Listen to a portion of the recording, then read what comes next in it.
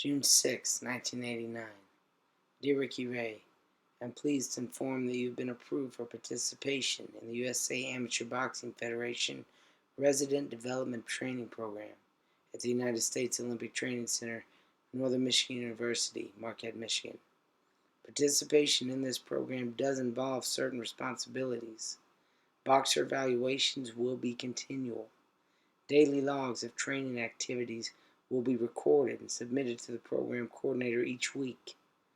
Comprehensive reports will be made on each boxer continuously, then forwarded to his home coach and USA ABF headquarters. Boxers will be evaluated on skills, responsibility, attendance, attitude, and progress. Boxers will be provided room and board and drilled repetitiously on coaching philosophy, boxing organization, rules, strategy, technique, advanced skills, athlete rights, officiating, diet, nutrition, equipment, and daily guidance towards conducting oneself as a champion at all times.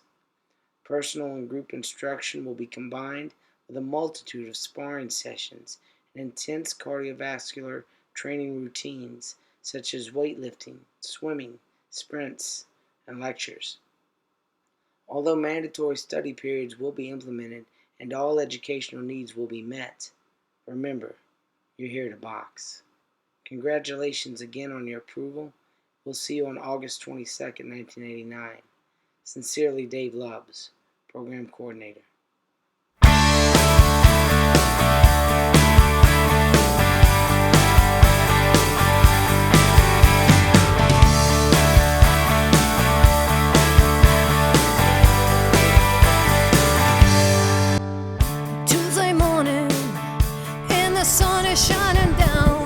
All right, coming through here.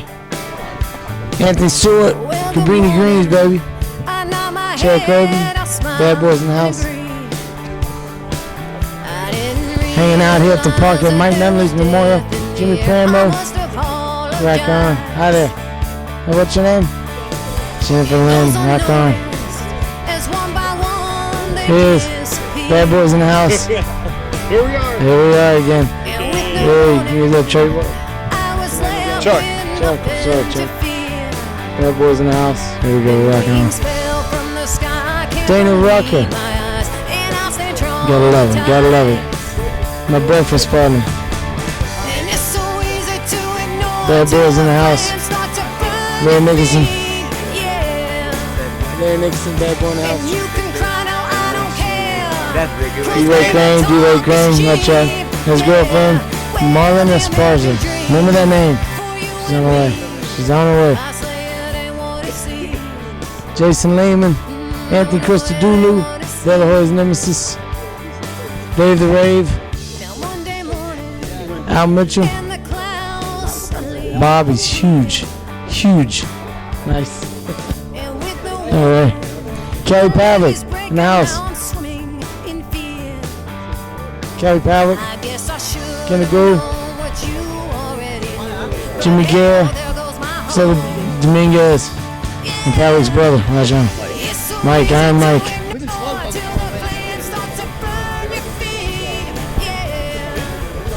It's all gonna come together at some point. It's gonna be good.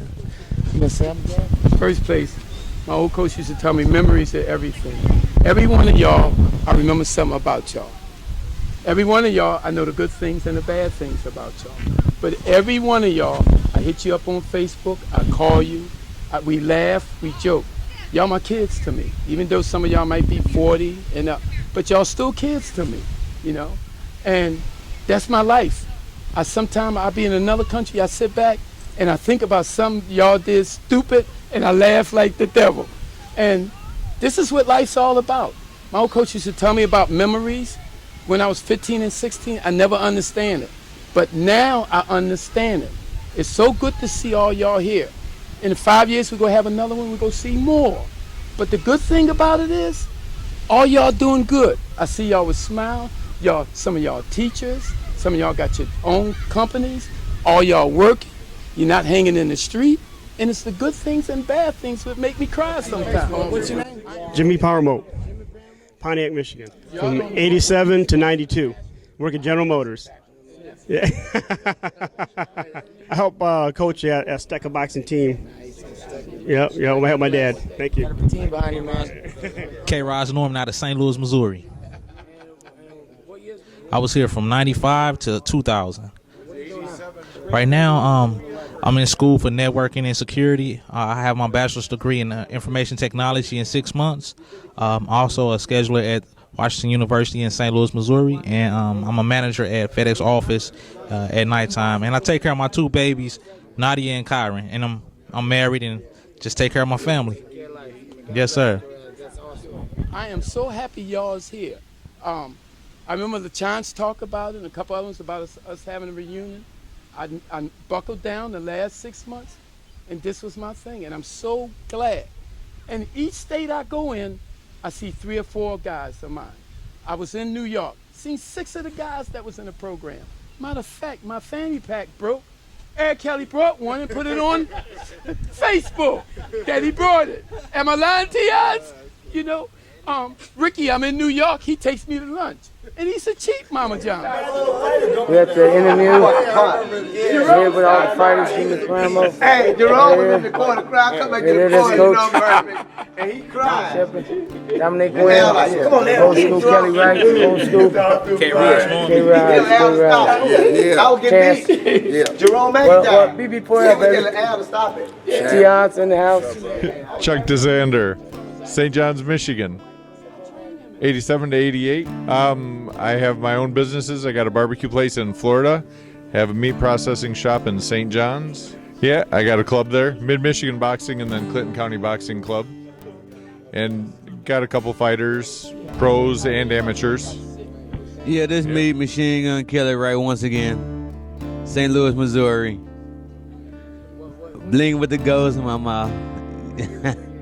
96. I was here about 8 or 9 months. Then I had to go back home. Yeah, I'm back in St. Louis. Back in the jungle. Well, there's somebody call me, then I might fight them. Ain't no telling though. How you go? Was that who it was? Carlos Igo. Oh, yeah. I'm training him. You remember that one too, though? I'm training him, right? So I said, you're doing that wrong, Carlos. I said, you got to step around, stop staying in front of him. He stopped like this. He was sparring. I forgot he was sparring. I said, if you know so much, you get in the ring. He's super heavy too. Yeah. Nah, you didn't give him that, did ya? Oh, ask Larry. You gave him the long gun? No. I know what he was going to do. He threw that hook.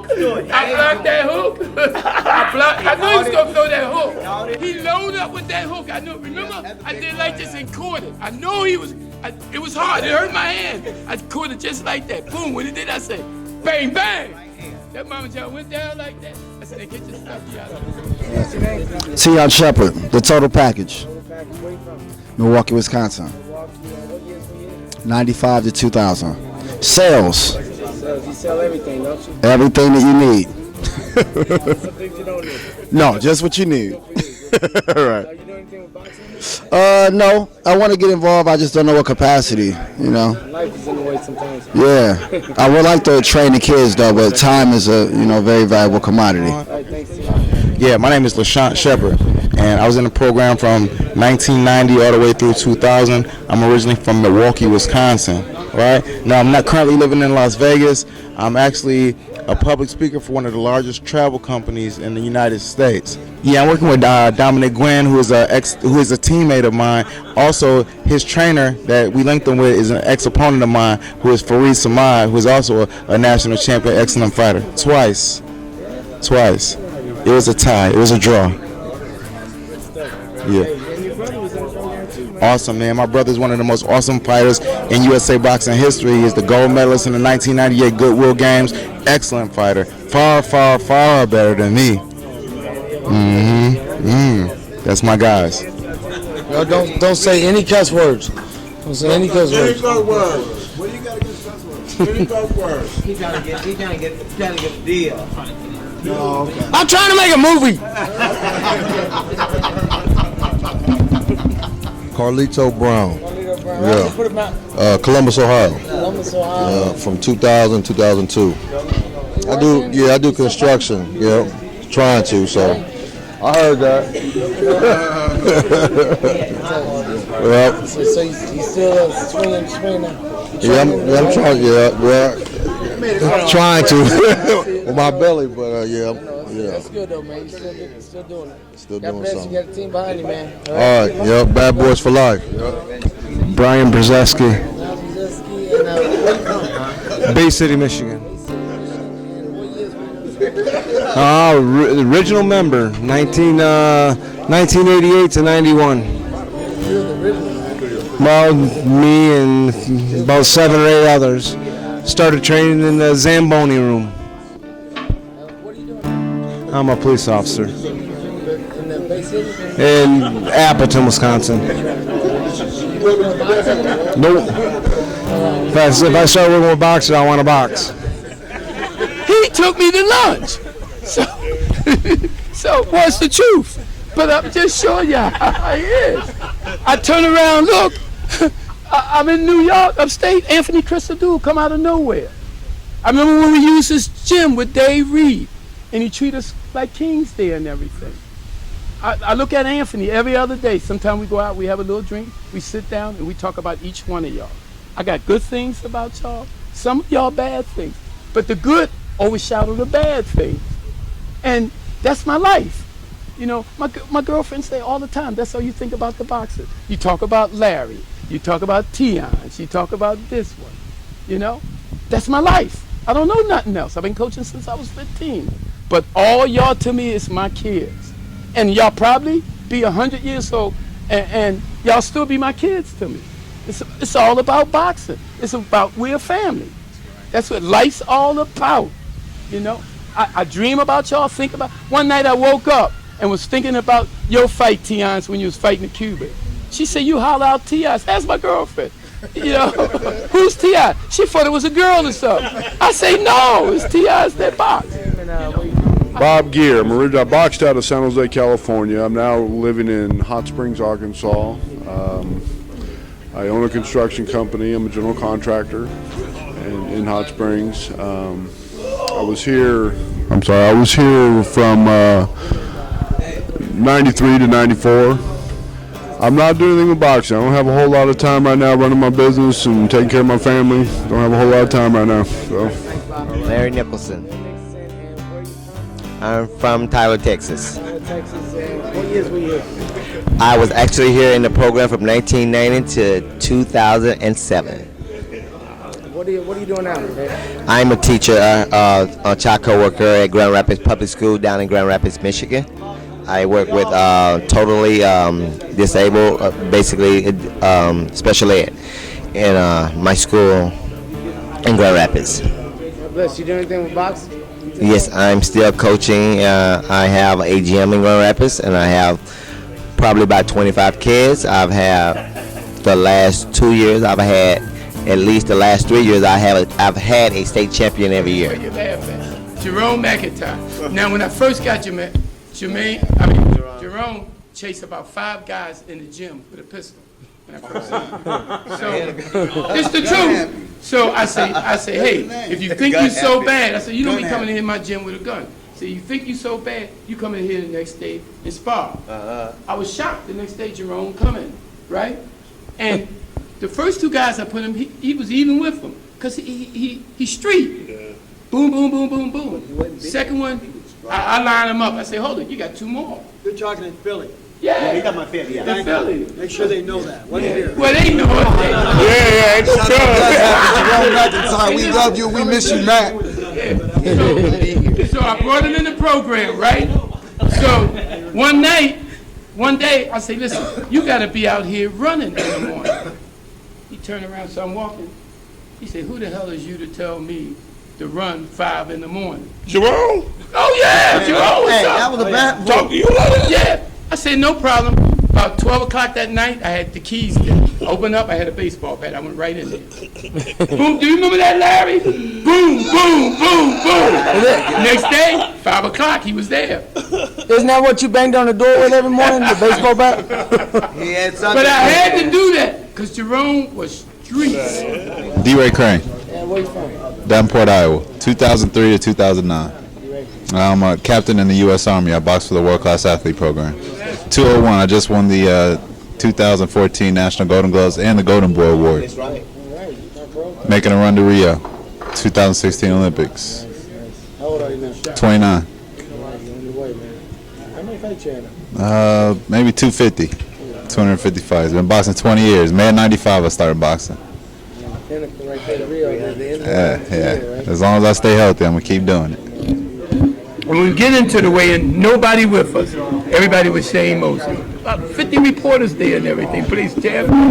So it's me, Ricky, and Vernon.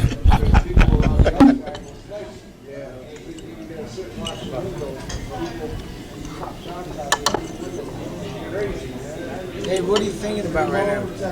You turning that camera off. The light too. Word got to our room that former WBO middleweight champion Kelly Pavlik was staying a few rooms down from us. Pavlik wasn't a bad boy, but evidently his brother Michael, former fighter James Dominguez, made the journey to Marquette in order to hang out with all the bad boys during our reunion. Now, I'd never actually met Kelly Pavlik, yet a few of the guys knew him, so as we arrived to their room, this is how it went down. Pavlik.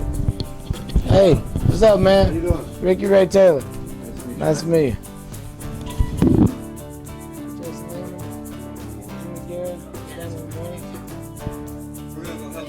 What's your name, man? James Dominguez. Yep. Four-time U.S. Army champion. We brothers, brother.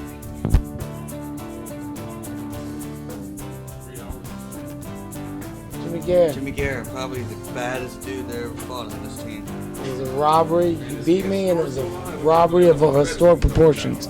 One of the worst decisions of my life was fighting this guy, and his daddy judged, his mama was a referee, his uncle was judging, and his brother-in-law was judging. All and the it was still judges were close. from Mississippi. And they still gave it to him. That's where you're from, Mississippi. I am originally from Flint, Michigan, born and raised. I live in Columbus, Ohio right now. And you're in the program what years? 1990, I guess I left in 91.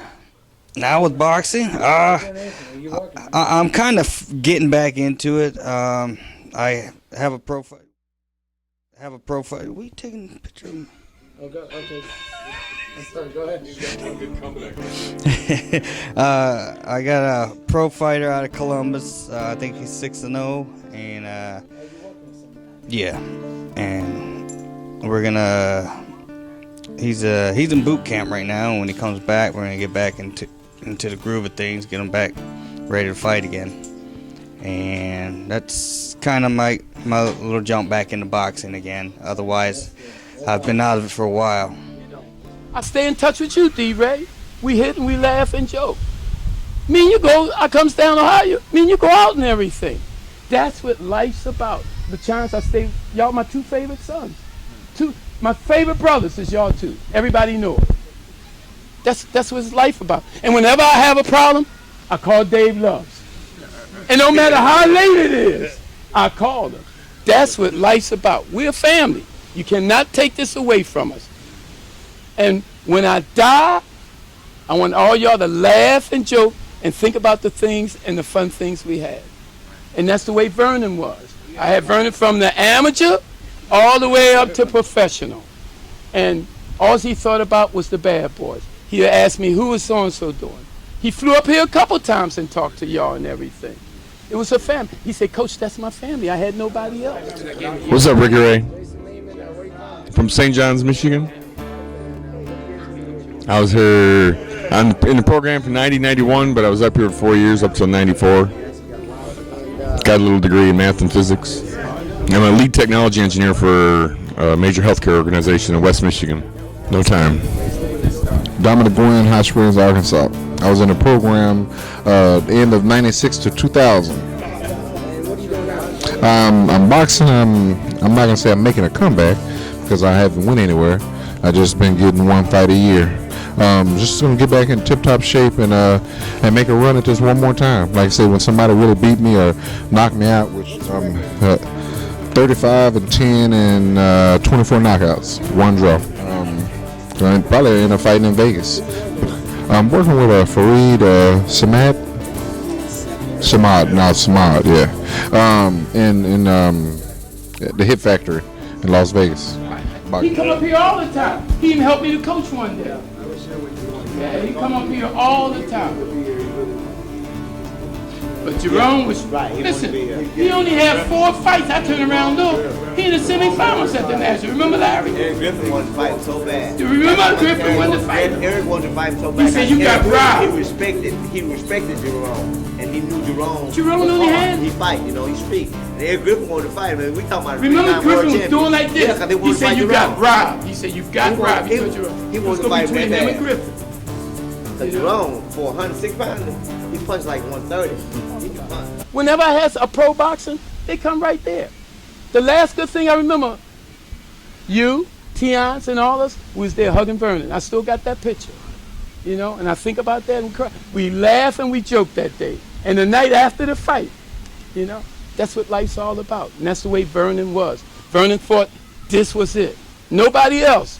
This was it. And that's the way I'm still thinking. And think of Vernon that way. And when I go in my grave, I want y'all to think the same way. God bless all y'all. Talk to me. What's your name? Anthony Stewart. Bad Boys for Life, baby. Where you from? Chicago, Illinois.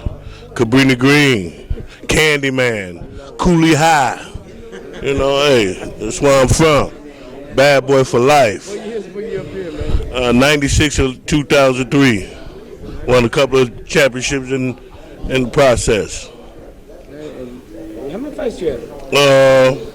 I say I got 250. Well, yeah, I'm still going. Still got my teeth. Look at you. Still pretty, baby.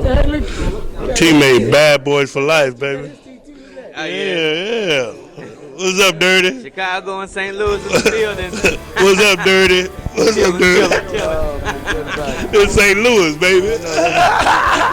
The only people that understand. It just been identified as an Olympic Training Center. That's before it became the Education Center. It was an official training center for 2 years, and they contacted me as president of Michigan to see if they would support Michigan. The university asked me if we would support them in that boat with our sport, because the sports had approved the Olympic designation, and that's how I got involved.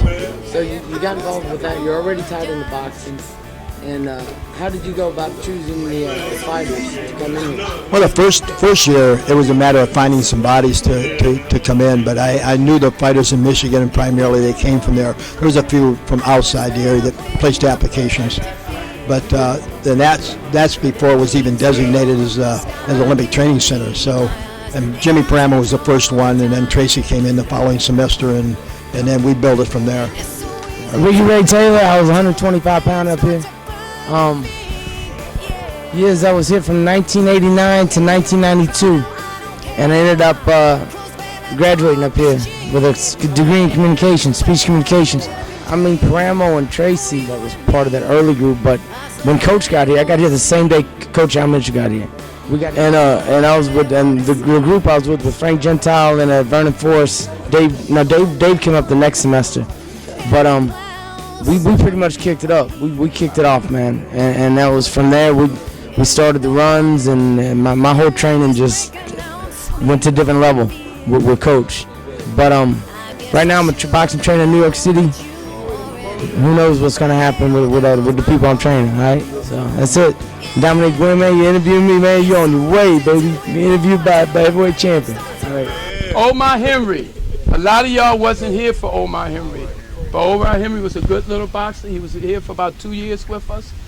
Every time I go to Las Vegas, he said, "Go, my bad boy coach." He'll hug me. Mayweather or everybody else be there. He'd grab and hug me, and we laugh and joke. He was undefeated. Matter of fact, he couldn't miss. He went to the hospital 1 week. He thought he had kidney stones. Come to find out, he got gallbladder cancer. He died the following week. But read the articles when he was in the hospital when he put in there. He said he had a good life. He thought about the bad boys. And he said he got nothing to be ashamed of. And he's going to fight it. If you remember, everything he put on there, he said he's going to fight it. He died, but he went there fighting.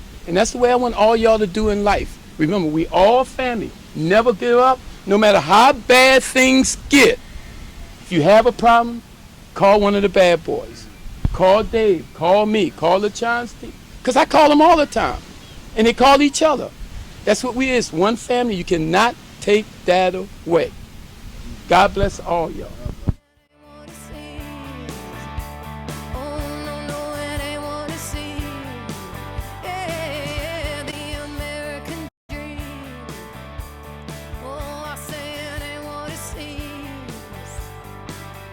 Guess I should have known that there was death in the air. No one was safe from the bad boys. Not the godfather of it all, Dave Loves. Even when you thought you could sleep, we'd wake you up. Thought you might be alone. Thought maybe no one was watching you. Oh no, it wasn't like that. Not in Malin Hall.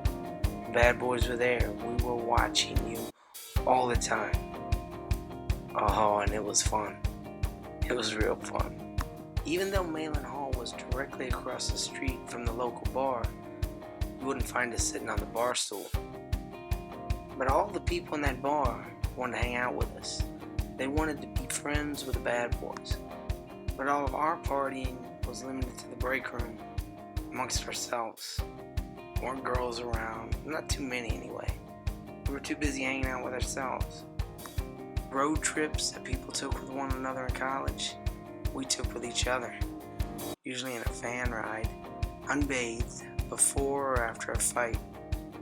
Slept when and where we could, which wasn't too often. Same thing with studying. Only a few of us actually studied. But even for the ones who studied, it was all about the fight, man.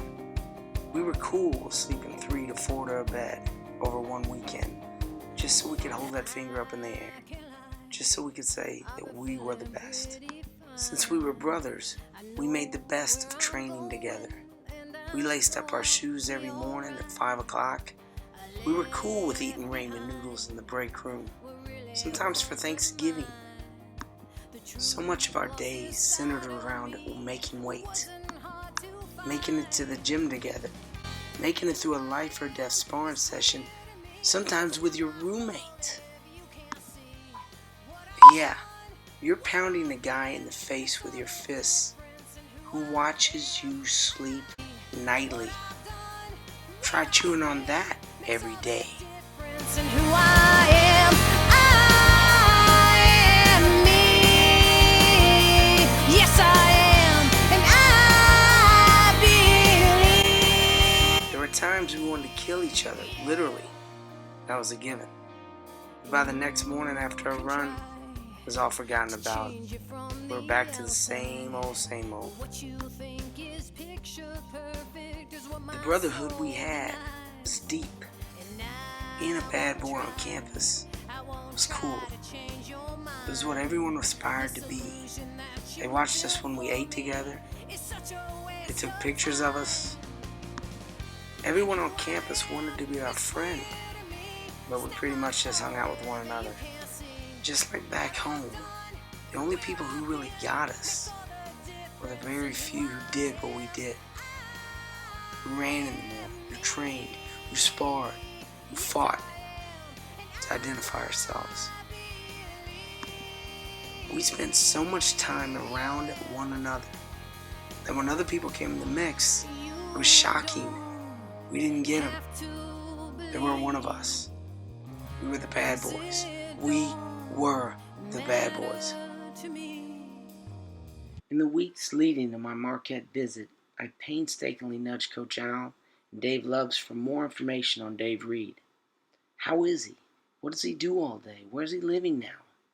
I knew that Dave was living back in Marquette somewhere, but that was it. I heard that his days are mostly consumed with walking to and from church amidst a lifetime of prayer. But that's all I'd heard. Dave Reed is the only Marquette bad boy to win an Olympic gold medal. But he was also a teammate of mine and the best boxer I ever knew. This, of course, is an aside to the fact that Dave Reed was one of the best all-around individuals I'd ever met. Ladies and gentlemen, presenting the pride of Philadelphia, Pennsylvania, the reigning and defending WBA Super Welterweight Champion of the World, the American Dream, David Reed.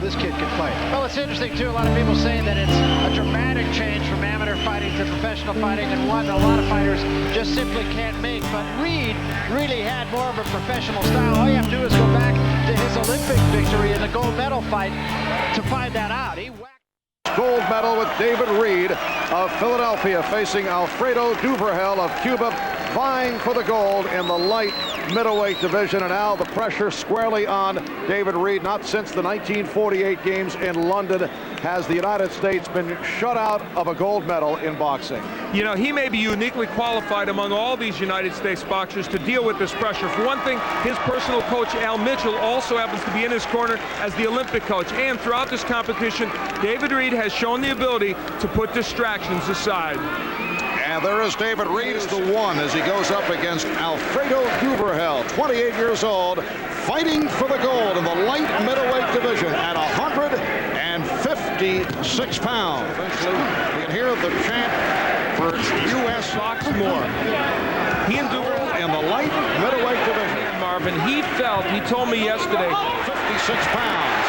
Should be in the first round of the punches of Duvergel. That's a little bit of a... Now the point of the first round. Southpaw in this tournament. Pablo Palakovic. Oh, a strong left hand. And it leads to a standing 8. Duvergel connecting with the left. We've seen him a little bit on 1 minute left in the second round. It is quite apparent now he cannot box Duvergel from the outside. They thought he might. And again, Duvergel effective. He has been scoring with the left hand. This is the best effort Duvergel has given in the Olympics, period. As David Reed has had difficulty solving the style of the southpaw, Alfredo Duvergel. You know, Reed is a power puncher, and he's going to need that because he might need to knock out Duvergel to win. Al Mitchell told Reed, forget about boxing. In effect, he needs a stoppage. There's no way. He's down by the considerable margin. He was actually shut out on points. He's down 15-5, and Reed trying to move on to the attack. And Al Mitchell told him, you have to throw the overhand right into the hand. There it is! Duvergel is hurt.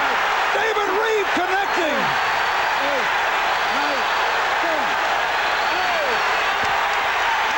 It's all over. So finally, on my last night in town, Al drove me to Dave's apartment. Humbly, for 8 minutes, side by side, Al and I stood face to face with my hero, the American Dream, David Reed. Here is exactly how it went down. We all had like a reunion this week, and we all got together. I've seen dudes I haven't seen since we were back when we were fighting back in the 90s. Anthony Christodoulou.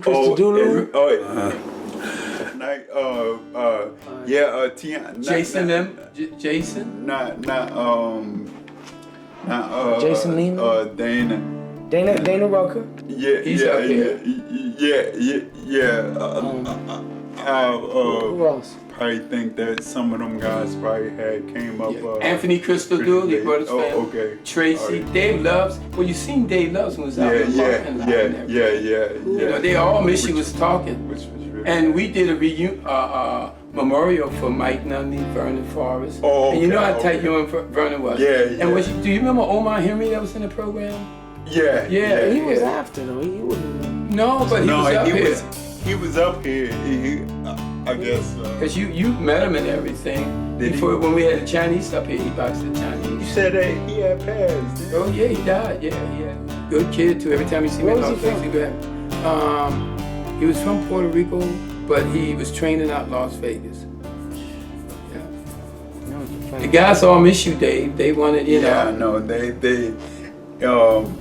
Most of them came up here, which Oh, was they really did, nice. huh? That was good. Yeah. So you got a chance Really to talk good. to them. I was so happy to see that a lot of you guys that came up here, come up here to see me, stuff like that. But I'm not. Dave, if we let everybody come up here to see you that wanted to come see you, Yeah, it'd be a stream around the block. I'm just so happy that a lot of people had come up here for the reunion. Yeah. Yeah, they was all happy, laughing. Some of them brought their wives. Oh, okay. Did everybody go for a walk? Well, we went over to the memorial. Okay. And the day before, we watched tapes. And Dominique went up here. Oh, yeah, which is really nice. I mean, he came up here. He did?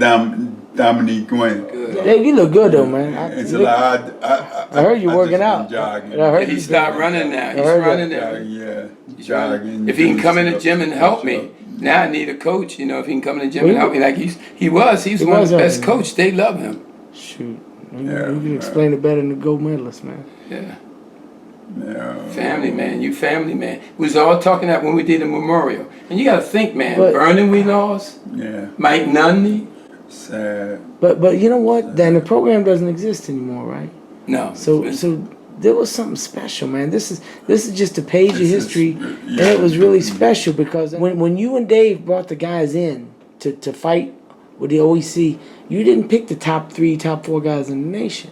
You picked guys that had potential. You picked guys that came through the camp that Dave Love said, hey, he can fight. Or you guys from your gym that said, hey, he can fight. Yeah. I mean, Dave never really won anything before he got there. Yeah. We weren't already matured and winning, dominating the world when we got there. Yeah. None of us were. We, and then look at Dave, ended up being the best in the world. A lot, and it was a lot that came after me that was sharp. Yeah, we had some good guys. Yeah. There was some sharp guys. Yeah, the way that everybody grew was just amazing. Yeah. And together, so what I'm saying is we're a family, man. We got this family. There's a bond here that's beyond anything. Where you stay at now? I'm in New York City. You still in New York? I seen him when I went over there. I told you that when I went to New York. Yeah. We went to lunch. Last time I saw you was at the ringside. At the ringside, you ran your hands. Yeah. You ran your hands for the fight, remember that? It was like 7 years ago, man. Yeah, it was 7 years ago. Yeah. In 07. Yeah. In 07. So, but I just want you to know, Dave Reed, you are a champion. You are a legend, man. Yeah. Everybody loves you, man. You know what? I'm really happy that all the guys came up here and got together. Yeah. Which is well, really I'm good. glad you let him in and talk to him. Oh, yeah. I'm glad you let him in and talk to him, you know. Yeah. Because they always talking about you, you know. Yeah. They are really good kids. Yeah. All really good guys. Good. You ready? Yeah, it's good stuff. Okay. I see you money like you always do. Okay. All right. I see you money like you.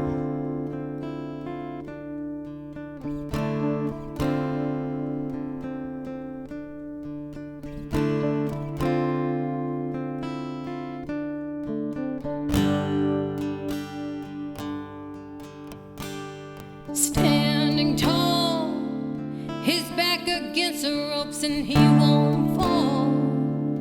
The eyes of hate can make him feel so small, but that can fuel the fire.